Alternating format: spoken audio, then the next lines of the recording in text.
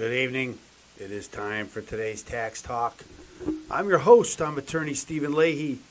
It is we're talking about the crash of cryptocurrencies. Many have cryptos on its last legs, and along with that, blockchain, and maybe it was all just a fad. That's what we're going to talk about today on today's tax talk. Won't you join us?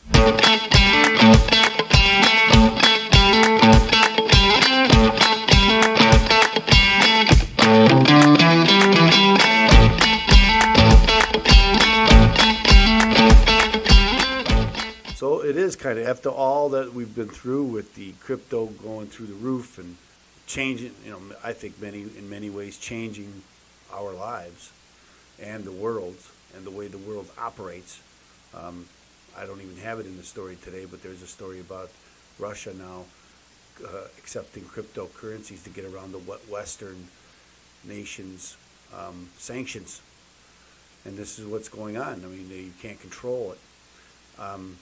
There has been some big dips, to say the least. Some have gone to zero.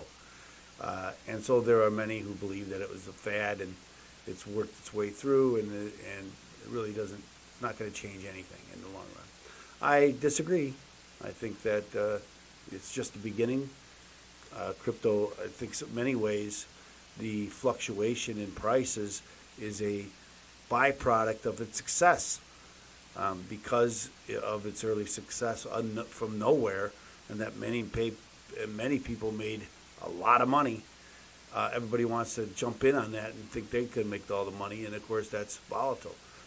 It gets overpriced, not because it's not a good product, for lack of a better term, not because it's not useful, but because many want to get in. And make, and then the speculation begins. And again, it's a product of its own, that is a product of its own success rather than a sign of failure, in my opinion. What do I know? I'm not giving you any financial advice. I'm just talking about cryptocurrency and blockchain. And so I have a couple of good stories here, but as we always do here on today's Tax Talk on Crypto Tuesday, it is Crypto Tuesday. They give you the date. Today's Crypto Tuesday. It is May 31st, year of our Lord, 2022. How did I forget to do that? But anyway, let's go to what we always do, and we start with the markets. And here are the markets. Here are our favorite site, CoinFlip and .tech. It's CoinFlip.tech. And they have these pages. We always like to go there. So we see that Bitcoin is up for the day. And remember, many Tuesdays it is up. Just our observation. And we see that it just had another tick up. And so it's over $30,000 again. That's good. Ethereum is down for the day. And Litecoin is, looks like it. I don't know what's going on with Litecoin. For the day, looks like zero. Here's for the last time we were together, last Tuesday. Here's what's happened. It took huge gain. Not huge, big. Not huge because Bitcoin has taken much bigger swings than this, but it's on the upside, over the $30,000 mark, and a lot of people believe that's the support at the $30,000. Let's take a look at Ethereum, if we could. And there's Ethereum. Ethereum hasn't really, for the week, hasn't really gone up that high. I think it's down for the week actually. So there we go. It's down for the week. But again, I think that this is all. Again, it's part of the growing process, and again, part of its success. It goes down. It takes big swings. People aren't sure. They want in. It goes up really high. People get scared and they get out. And then everybody gets out, and then we start the whole process all over again. So it's kind of it's a victim of its own success. So I have a couple short stories today. One I want to talk about, this is a 13-year-old boy from the Philippines wrote this article all about blockchain. I just thought it was interesting. There are more and more initiatives to encourage youth to learn programming. While these efforts are well-meaning, they are also double-edged sword. On one hand, it's great for that more kids, some as young as first grade, are picking up coding. The world, the Philippines included, is in short supply of programmers, and there are so many websites, apps, and software that need to be built or improved. Very true. On the other hand, the calls to learn programming tend to be vague. Programming itself is such a diverse field. Encouraging a kid to pick up programming would be the equivalent of asking someone 20 years ago to learn the internet. The request is just so broad that it's unhelpful. The actual curriculum of many of the introductory courses fares no better, with many of them offering content that is too basic, or in some cases even counterproductive. Some of these classes, for example, start students off by learning HTML and CSS, cascading style sheets, while many, which may be a waste given the proliferation of the so many drag and drop website builders. They would be better off studying an introductory language for which there are no modular shortcuts. Here I have to disagree. Just because it's available, the drag and drop, it doesn't mean you shouldn't understand what's behind all of that. And I think learning, I'm not a proficient coder by any means, not even close, but I have done some coding, and I do understand it, and I do think that a lot of it has to do with just getting acquainted with the logic behind it, about putting code together in a machine for a machine language.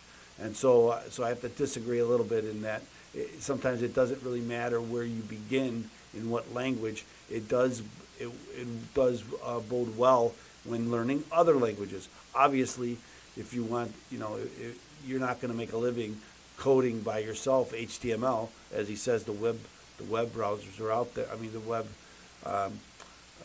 it's modular, and you put it all together. It's drag and drop, pretty simple.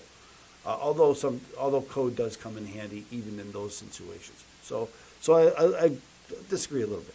Instead of telling kids to just learn programming, we should be telling them to study this and that particular topic within programming. Giving them guideposts on the most helpful languages and technologies to learn is infinitely more helpful, especially as it comes to education planning and career pathing. To this end, there's one overreaching technology that I recommend to my fellow youth programmers to master. Here it is: blockchain. You've probably heard the word before, but most likely used it in conjunction with crypto, which is one of the top buzzwords in business and technology. Though blockchain may sound intimidating, I encourage you not to put off by the term. Blockchain is analogous to many of the things we routinely experience in the Philippines. Picture, if you will, the front desk of a local condominium. There is most likely a record book that is the guard or receptionist asks you to sign into when visiting a friend. In the aggregate, this record book serves as a record of transactions, in this case visits, for the entire condominium. This is effectively what a blockchain is, only it exists in digital form and it's immutable. Unlike the physical record book, which someone could tamper with, the blockchain cannot be altered. Easily, I will add. Because it is maintained through a network of nodes, each being complex mathematical calculations to verify transactions and maintain a running log of the entire ledger. So why should blockchain, this kind of digital ledger, matter to young Filipinos learning how to program? It's because the blockchain enables you to create solutions that we previously had to rely on trusted third parties, like banks, to perform. We can generate immediate value, in other words. I had a privilege of experience this firsthand. Late last year, I built iVote, a blockchain-powered platform where Filipinos could vote on the non-fungible tokens of their preferred candidates in the then upcoming presidential, vice presidential, and senatorial selections. The platform garnered over 5,000 votes from Filipinos, which were, again, immutable because of the blockchain verification, and was even featured on CNN Philippines. Filipinos clearly had an interest in blockchain, owing to the trust and transparency it could empower the system.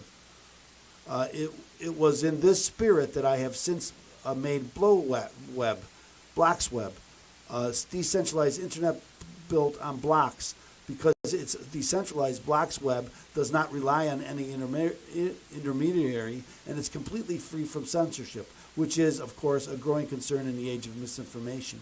Blocks Web is an innovation enabler, though our decentralized internet, other individuals, through our decentralized internet, other individuals and businesses can build and deploy their own solutions. I share my experience with iVote and now Blocks Web as a call to my fellow peers. Don't just learn programming, learn blockchain. As an immutable digital ledger, it is the best way to create value to fellow Filipinos. We can create solutions that address some of the legacy systems in need of greater efficiency, transparency, and affordability. In terms of return for both yourself and your wider community, blockchain is perhaps the best technology within programming to learn. You get to create new innovations on your own accord, all while creating social impact. That, to me, is why blockchain is not just a buzzword in the news, but an avenue for genuine change. I invite you to join me on this road onward toward a better Philippines. He is a 13-year-old as a developer. So I just thought that was interesting. But again, it is important that we all that I think we need people to get into these avenues, because otherwise, who's going to do this for us? Who's going to make the change? So it's important. So here's another one. The cryptocurrency projects that will change the digital asset investment world: Ethereum, Solana, and logarithmic finance. Another short article that I thought was very important. Digital assets are everywhere, trending daily on different platforms. Although cryptocurrency and blockchain technology has existed for many years now, 2020 is the year that gained enough recognition for people to try to invest in them. Between 2020 and 2022, a lot has happened in the cryptocurrency space.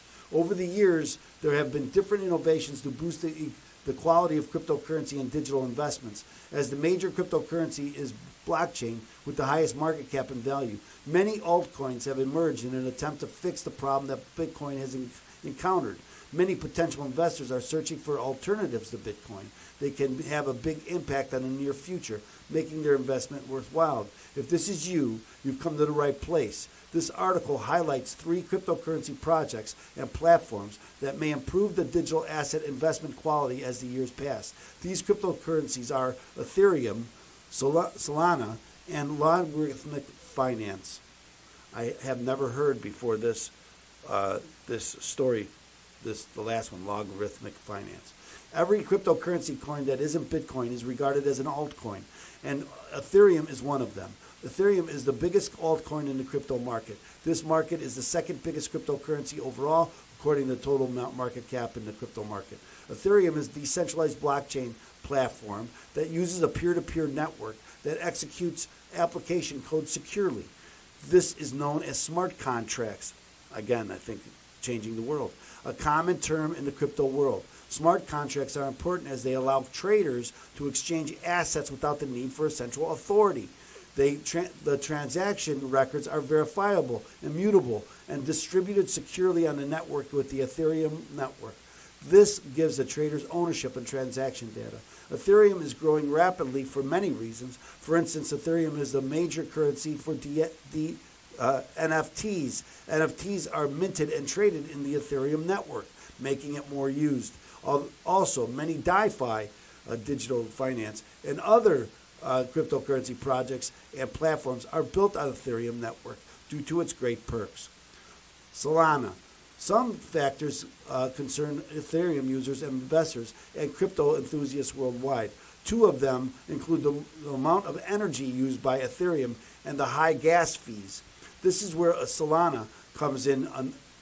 Another altcoin network, Solana is a network that performs the same functions as Ethereum and Bitcoin. Solana is a blockchain network that allows for building cryptocurrencies and digital currency projects. According to market capitalization, Solana is the top 10 cryptocurrency, and it's still relatively new.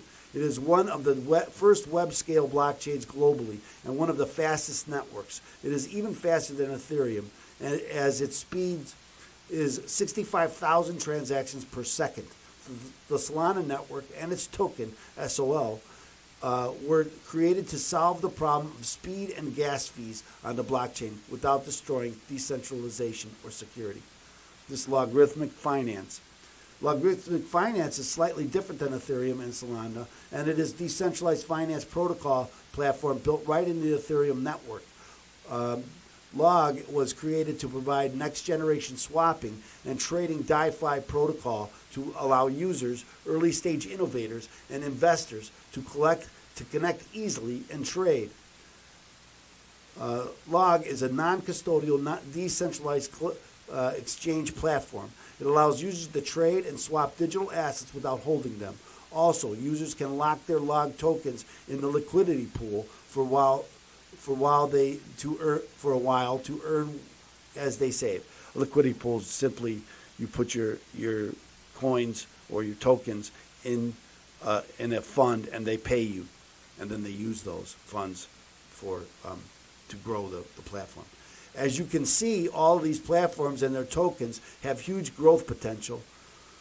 Logarithmic Finance is currently running its pre-sale. If you want to join and learn, see, I think this is a commercial for, but I still thought it was interesting to put this out there because you see that it's still going. MoneyGram, and I'm not going to have time to read this whole story, but MoneyGram partners with Stellar Blockchain, plans wallet deal with El Salvador. Remember, El Salvador is the first country that uses blockchain as currency. MoneyGram, so we all have heard of MoneyGram, kind of like Western Union, but MoneyGram is a competitor, and now it looks like they're going to be sold. MoneyGram, an American cross-border P2P, peer-to-peer payments and money transfer company, has partnered with Stellar Blockchain, a decentralized protocol on open source code to transfer digital currency, and plans to create a platform for stablecoin money transfers. According to Bloomberg, MoneyGram CEO said that the new service will allow users to send USDC, a stablecoin by Circle and tied to the United States dollar, a peer-to-peer payments technology company, to recipients. We're trying to bridge from a crypto world to a fiat world. Additionally, MoneyGram International is in talks with third-party firms to launch digital wallets in El Salvador, the first country to adopt Bitcoin as legal tender. El Salvadorians already use the government-backed Chivo wallet. Once a deal with them, with one of these firms is finalized, Dallas-based MoneyGram will also enter the digital wallets market. If a country like El Salvador is going to make Bitcoin seamless with U.S. dollars in country, I think that customers, through MoneyGram, should be able to transfer blockchain to El Salvador or transfer dollars and convert them to Bitcoin. If that's where the world is going, let's participate in that world, and let's see how we can help fulfill the opportunity. MoneyGram and Stellar began working with Stellar Development Foundation, a nonprofit organization that supports the development and growth of Stellar. In October last year, reports from Bloomberg claimed that Stellar is in talks to acquire MoneyGram. A new segment of cash users will be able to convert their cash into and out of USDC, giving them access to fast and affordable digital asset services that may have previously been out of reach. Okay, so I did finish it. So that's where we are. I just thought these. I had one more story. I'm not going to read the story, but I wanted to. Let's talk about just one more time. Tips to claim tax losses with the U.S. Internal Revenue Service, and it talks about the wash sale rule. I'm not going to read it because we've talked about the wash sale rule a lot on this show and how it can be beneficial to you. It's in the description below, so you can link to that story. The link is in the description, so you can go there if you're interested. But we've talked a lot about it on this show. So thanks so much for joining us. It is Crypto Tuesday. I'm glad you can join us today. Remember, I'm going to ask you to like and subscribe. Like and subscribe. We need your help to get this content out to others. And the best way to do that is for you to like and subscribe our content. We thank you so much. And remember, if you have IRS problems, if you don't know what to do, the first thing you should do is get my copy of my book, Deal with Your IRS Problem Today. Go to freeirsbook.com, freeirsbook.com. That's freeirsbook.com. Get your free copy of Deal with Your IRS Problem Today. Okay, thanks so much for joining us here today. We look forward to seeing you again tomorrow. And in the meantime, have a great evening. Thank you.